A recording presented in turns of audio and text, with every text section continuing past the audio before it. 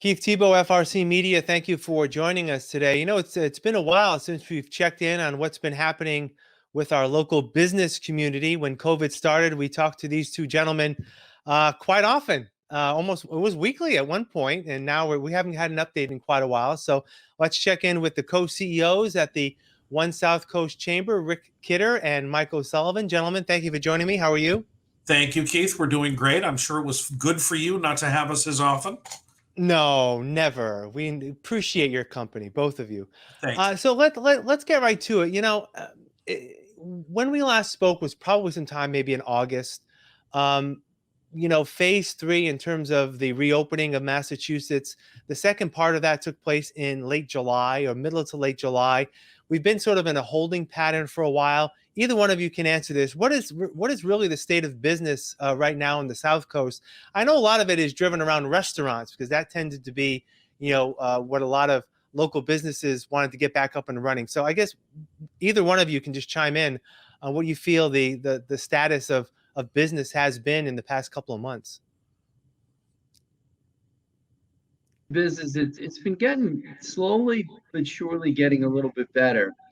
The restaurant side of the world, though, that's very difficult. The restaurant is still very difficult. The governor's changes last week were helpful, but they still need more. Still need a lot more. You know, in Fall River, they had Taste Fall River, which went well last week, Monday, Tuesday, Wednesday. But it wasn't quite what it was the year before. You know, people are hesitant to get out and dine out, especially if it's inside. Yeah. I think one of the other things we need to consider, sorry, Keith, one of the other things we need to consider is that we pretty well lost our tourist season. That tourist season, although it doesn't sound, we've never thought of this as a major tourist area, it actually produces some $560 million in revenue and spend in our area each summer. And a lot of that has been lost. We've had some drive market, which is great, but we've lost a lot of the stay market. So our hotels are supremely challenged. Looked at a set of numbers this morning that show comparison year over year, and it's pretty depressing when you look at the hotel numbers.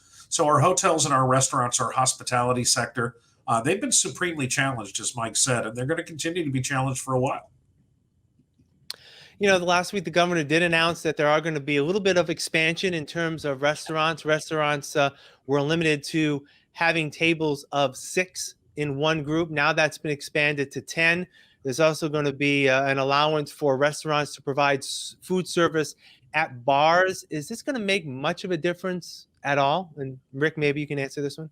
I think it's going to make something of a difference. Where we've been lucky in New Bedford is that they've been aggressive at pursuing outside dining, parklet dining, and knock wood, the weather has been cooperating. So as long as the weather continues to cooperate and they can take advantage of that extra seating that they get outside, it's going to be better. The expansion to the bar, there are some restaurants that frankly will not open their bars because they have rearranged their tables in such a way that their bars are kind of anchors for their tables. There are others that are going to be opening that bar for dining, and it really depends on the individual restaurant. It is still something it's not going to get them close to 100%. So they're managing day to day, week to week. Mike, let me ask you as sort of a follow-up. Rick brought it up about the weather changing, right? A lot of these restaurants, and specifically smaller ones, were doing some business outside because they could, they may have had a parking lot to be able to do that. What are you hearing from some businesses and some restaurants in terms of when the weather gets cold, how they're going to deal with it? Well, I just heard this morning from a business that you cannot find an outdoor heater there because the restaurants are buying them all. So I guess that's a good sign. They're prepping for colder weather and people still doing the outdoor dining. It can be fun as long as you're not too cold. And the governor has extended the time frame. So there's, in some communities, it's really almost unlimited at this point. That's how long you can stay out there. Yeah. We're You hardy know, listeners, Keith. that's right. We will dress for whatever we need to dress for. Yeah. I personally, if as long as restaurants are open when it's chilly, I'll be there. I'll just be dressed accordingly.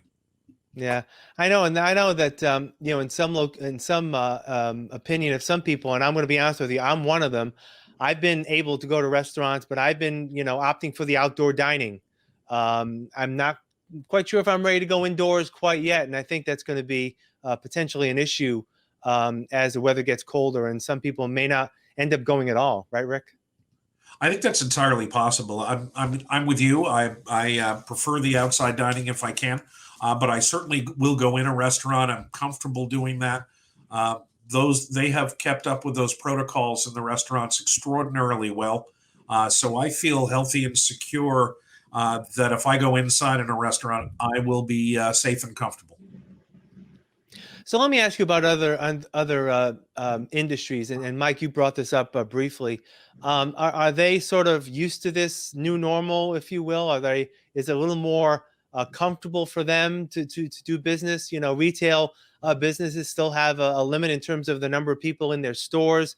I guess have they adapted better now that they've been doing it for quite some time? I think you could say that they've adapted, but I don't wouldn't say that they're comfortable. Comfortable really will come back, or the comfort level will come back when they can start to make the kind of money they were making.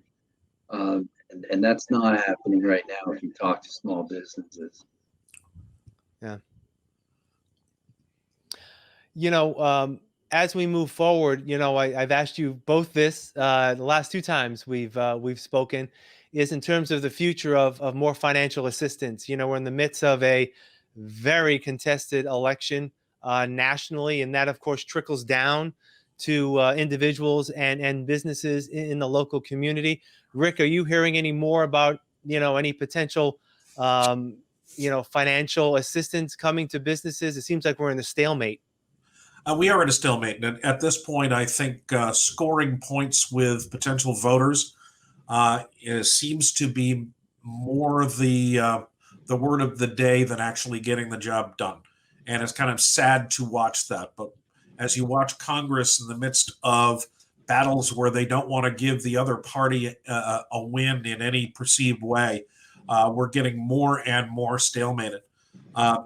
Both parties have come forward with relief plans that they would like to put into place. There is a vast gap between them in terms of size and nature. But the reality is that both want to do something, but neither one wants to give someone else a win. So we may end up finding ourselves getting through the presidential political season before we finally end the stalemate. And unfortunately, one of the most recent statistics shows that 60% of the businesses that closed are not going to reopen. That's a real challenge for this economy in the long term. Yeah, I know. And Mike, one of the things I wanted to bring up was sort of leads into my next question, is that, a number of businesses have tried to stay, fluid as well as they can. We just heard, 2 weeks ago now, about the Venus de Milo shutting its doors, selling its property. It's funny. I follow the One SouthCoast Chamber on Facebook, and I do see the occasional ribbon cutting. So those are always good to see. But what are you hearing from businesses, Mike, in terms of those maybe more than not looking very hard at having to shut down? Well, it seems like there's categories of business where it's really, really hard. As we've mentioned, the restaurants are struggling, and Venus de Milo is a very, very prominent restaurant that you can, is now for sale, or the property's for sale, and they're going to close the business and move a lot of things over to Jillian's. But you've got some other categories of business that are really struggling in the arts and culture world. Um, you know, Music venues like the Narrows, the organizations like that, they need help from the federal government.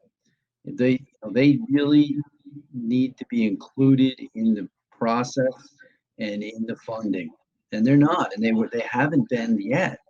and they struggle, and they really drive the economy, and they drive tourism. As Rick said, we have a $560 million tourism economy here, and companies like the Narrows, the Zeiterion Theater in New Bedford, they all help drive it, and they're not getting the funding from the government like they need. And I know, and we'll finish with this, Rick. We've all had to be a little more creative to Yeah. survive in terms of the business industry. And I know that the chamber is having an event coming up in a few weeks in October that used to have a different format to it, has changed, and used to be more centered toward New Bedford, but it has broadened, if you will, throughout the entire reach of the One SouthCoast Chamber. Fill us in on this year's Chowderfest. Sure. This is a year where sometimes you are able to turn lemons into lemonade, and we want to support our businesses. Number one, we want to support the restaurant businesses throughout our entire region. And although we've always done a festival that was really New Bedford based, which was Chowderfest, we've now been able to expand that by making it Chowderfest the Roadshow. And we will have restaurants from Wareham all the way to Swansea. Those restaurants will be offering tastings. We're going to do it instead of one day. We're going to do it over an 8-day period. People will be able to vote for their favorites through South Coast Media Group. We've gotten their best of the best platform to be used as the voting platform. It should be an incredible amount of fun.